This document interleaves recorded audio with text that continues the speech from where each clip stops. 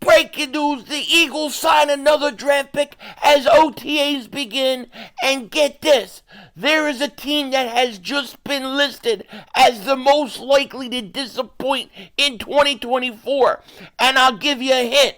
They always stink. You might do way of keep Dingbat here in breaking news, breaking mother news.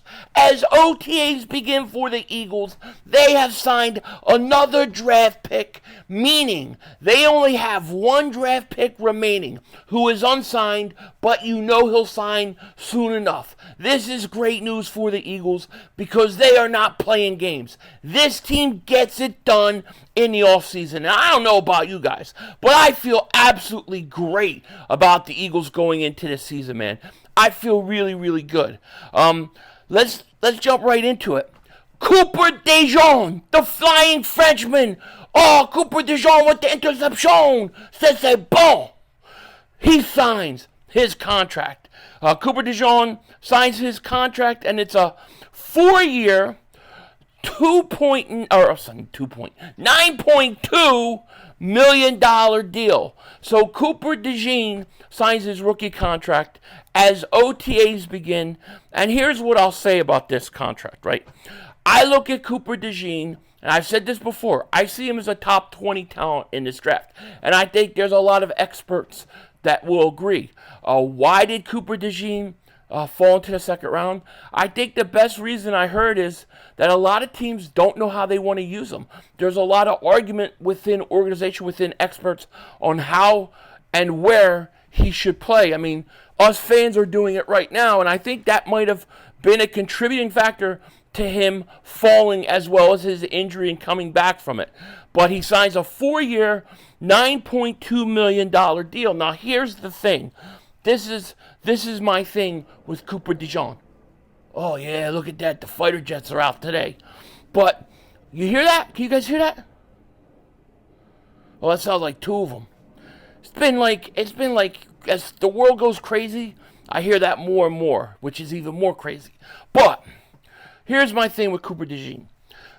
He should have been a first-round pick. And if he was drafted in the first round, which he wouldn't have been an Eagle if he was, but the fact that he's in the second round, he's only getting $9.2 million as a rookie for 4 years.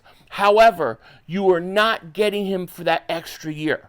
When you're drafted in the first round, teams get an option year. So you'll get a 4-year like Quinyon Mitchell, right? Quinyon Mitchell remains the only rookie that has not signed yet. You know that this is going to happen really, really soon, though. I'm not worried about it at all. But when Quinyon Mitchell signs his, he's going to have an option. The Eagles are going to have an option year. So when he goes into the final year, like Devontae Smith was headed into the final year of his contract, if the Eagles didn't give him an extension, they would have picked up his option year, and then he would have had an extra year under contract for the Eagles. You do not have that with Cooper DeJean. You are not going to have it, just like you did not have it with Landon Dickerson. So that means you're going to have to get him and his contract kind of worked out before you get Quinyon Mitchell when he gets an extension, because you have less time. And with the fact that he's only a 4-year deal, I don't want him sitting on the bench this year waiting to play. And then his second year, he gets on the field and he has to go through all the things a first-year player would go through. And it's really just one big learning year for him. That means you have 2 years wasted of his contract. Now he goes into his third year. You really need him to be good that year so you can sign him to an extension that offseason. But you really lose the years. So this is why I make such a fuss about getting Cooper DeJean on the field this year. Because if you get him on this year, let him go through his first year struggles or mistakes or whatever, then when you go into year 2, he's kind of ready to go. Now you've got an extra whole year to evaluate him, to judge him, to get something done. So I really think it's important that he plays. Now they're saying, well, Cooper DeJean is going to play slot. That's where they're putting him in.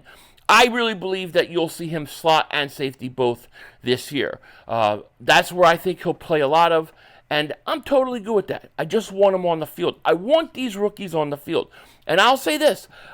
I really believe that this draft class may be probably the most draft picks we're ever going to see by the Eagles, or at least under Howie Roseman, play this early. I mean, Devontae Smith's rookie year, him and Landon Dickerson got on the field the same year, which was important. But I think you're going to see Quinyon Mitchell on the field, Cooper DeJean on the field. I think you're going to see Anaya Smith on the field. I think you're going to possibly see Keegan on the field, depending on the battle with Steen at that right guard spot. I believe Jeremiah Trotter will be on the field by year's end. So I think you could have 3 or 4 rookies playing, which is absolutely huge. But everybody is now under contract but one guy. And that one guy is Quinyon Mitchell. And I expect it to get done really soon.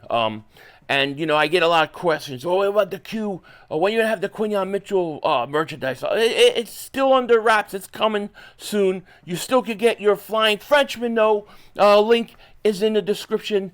Definitely go check it out. And as I said, with Cooper DeJean signing, all but Quinyon Mitchell has signed a contract. And just in time, because the Eagles are starting OTA'S today.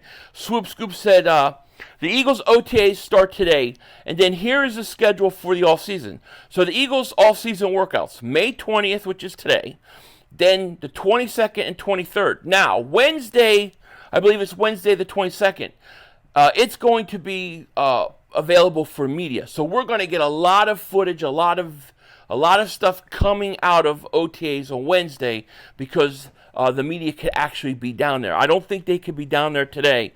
So we have to wait till Wednesday to really see some stuff. But they're practicing May 20th, May 22nd through 23rd, May 28th, May 30th and 31st, and then they have a mandatory minicamp June 4th and 6th. And apparently, this is the first time that the Eagles have actually held a minicamp in June, a mandatory minicamp. And it's well needed, because the one mistake I think that this team has made is they haven't worked the guys enough out in the offseason. If you look at last year's OTA'S, man, it was hardly anything. Then you get in the preseason. We didn't see any of the rookies play at the beginning of last year. And look, that Green Bay game is a huge game week 1. This team has to be ready. I'm not saying you have to overplay guys in preseason stuff, but these guys need to be ready to go so that when week 1 hits, you know, they're not tired and dead by the 4th quarter.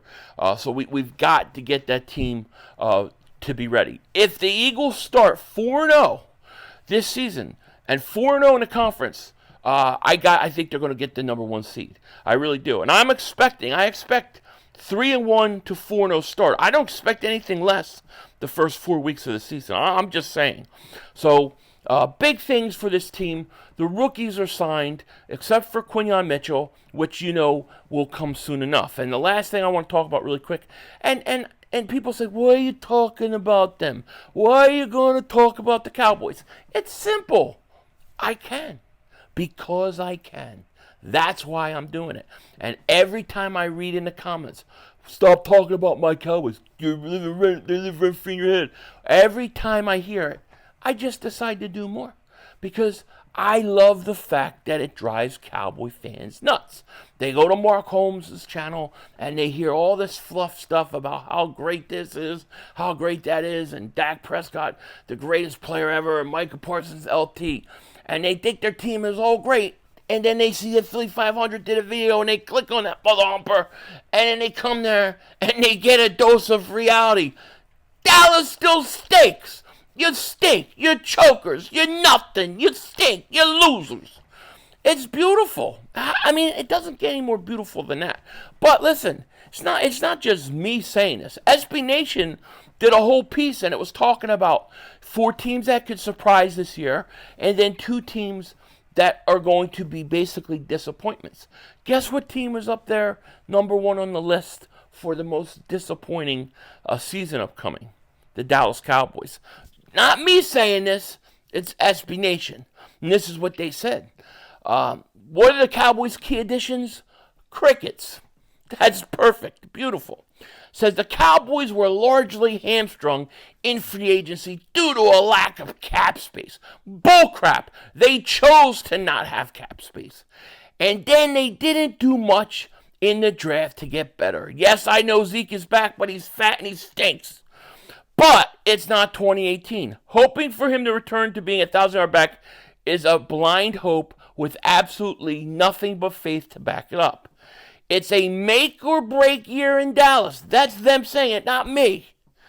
And the tea leaves are swirling in the way that could indicate that it's all about the collapse. That's them saying it, not me. This 12-5 team a year ago bounced by the Packers in the wild card, and they didn't get any better. It would shock people, except for Philly 500, if the team regressed. But the stage is set for a 7-win season, and then tearing it apart and trying again. Sorry, Cowboy fans. I could not agree more. This is exactly what I've been saying. The reason why I'm not worried about the Dallas Cowboys, the reason I'm not worried about losing the division, is because they stink. And here's the thing that they don't say in this article that I truly believe. This is all being done on purpose. This is all a setup to rebuild, get Shedeur Sanders, and get the Cowboys starting over. They want to blow this thing up. They want to lose. So the Eagles are really in a tough... I'm really in a good situation in the division to win it this year. The question is going to be for us, not winning the division, but can you win the conference? Can you get home field advantage? To me, home field advantage equals one thing, a Super Bowl trip. It's that simple. You get home field, you're going to a Super Bowl. That's my opinion. With that said, take care. Talk to you later. Of course, don't be a dingbat. Remember, it's how we vision, baby. We're all just living in it.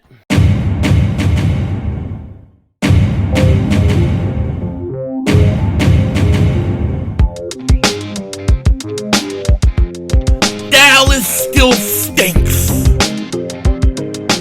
You know, we did this all off season. We stopped a while because, you know, the draft and stuff like that. But it's time to start Mondays off right. Start it off with enjoying the Cowboys choking every year. Denzel Washington out. 2 minutes to go. You have plenty of time. Come on. Oh, shit! Dad, no! It's over. It's over. This game is over. Cut it off. It's over. Fuck. Congratulations, Green Bay. Congratulations, Green Bay. Congratulations, Green Bay. I said run the ball. Congratulations, Green Bay. Dak Prescott, you need to be fired today. That was on you, Dak. That was on you, Dak. That was on you, Dak. I said run the ball. That was on Dak Prescott. Trying to feed the ball. Trying to feed the Lamb. Trying to feed the Lamb. You trying to feed the Lamb. You got to give it to C. Lamb. God. It's over. It's over, Dak. Put Trey Lance in the game. Trey Lance can't do worse than you. I'm an idiot because I buy into this shit. I buy into this shit. Because here's the thing. I am a grown-ass man. And I talk the talk. It is killing me. I feel it coming. I feel like it's going to take Jerry Jones taking. Cut it off. It's over. Fuck.